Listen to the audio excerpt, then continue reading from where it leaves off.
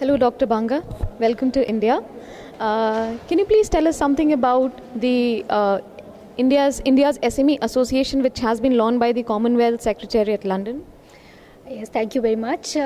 We just launched today India's Commonwealth SME Association, and this association is going to bring together the Indian importers and the exporters from LDCs countries so that India can form its own cost-effective global value chains. And I think this will be a very sustainable platform, and it will create a pool of very reliable exporters so that when big firms want to source their inputs, they have a pool of people available where they can just go and try to see whether their inputs are available or not. The other function of this SME association could be that they can build awareness of existing standards in India in the SMEs who are exporting from LDCs. I think that will be a very important initiative of the association. Then technology sharing can also be a part of this association, because we do have low-cost technology suppliers in India, and we have a demand for low-cost technology which is emerging very rapidly in countries, in some of the African countries, and this will allow the demanders of low-cost technology to meet the suppliers. Another area which was brought out during discussions today was that there are skill building training programs which are required to build skills both in SMEs in India as well as in other Commonwealth countries. So the association will also pick up this skill development initiative. I think the potential of this Commonwealth SME Association to deliver for SMEs is huge. So as and when we go forward, we will be designing more programs and enroll for the association. So, Dr. Banga, tell us something that who can be the members of these associations, and what about the membership fees and criteria that they need to have? We are still now working on the structure. There was a proposed structure which was discussed with the participants of the symposium today, but we are going to form an advisory board who will guide the association in terms of what structure will work the best. In terms of what was discussed today and proposed was that all associations, of SMEs in different countries can be members. We are also exploring the possibility that some firms can be individual members into the association. We will have export promotion councils of different countries as member of the association. So this association can be looked at as a federation of associations.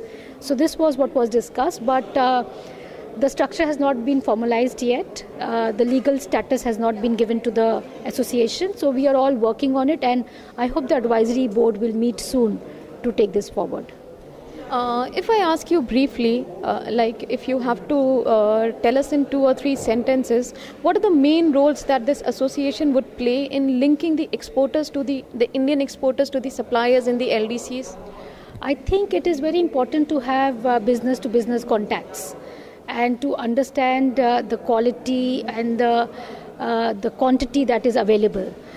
It will also help in forming joint ventures between Indian SMEs and SMEs of Commonwealth countries, so that they can together jointly invest in areas where profits are. And I think it's a win-win situation. So only the Indian MSMEs associations can be a member of this association, or even the associations from LDC countries can also be a member of the Commonwealth Association? Associations of all Commonwealth countries, they can be members of this association. So if you are a Commonwealth country, any association or even individual firms of that Commonwealth country can become members of this association. Some of the members had also raised concerns like there is a need to link these associations with the ministries, line ministries and the different departments. So what have you thought about it? I think the point raised was that can these ministries and the line ministries be explored for funding the association, because many times the mandate of these ministries will overlap the mandate of the association. So if it is skill building or imparting some training programs, then the association can do it, but the funding can be done from the ministries.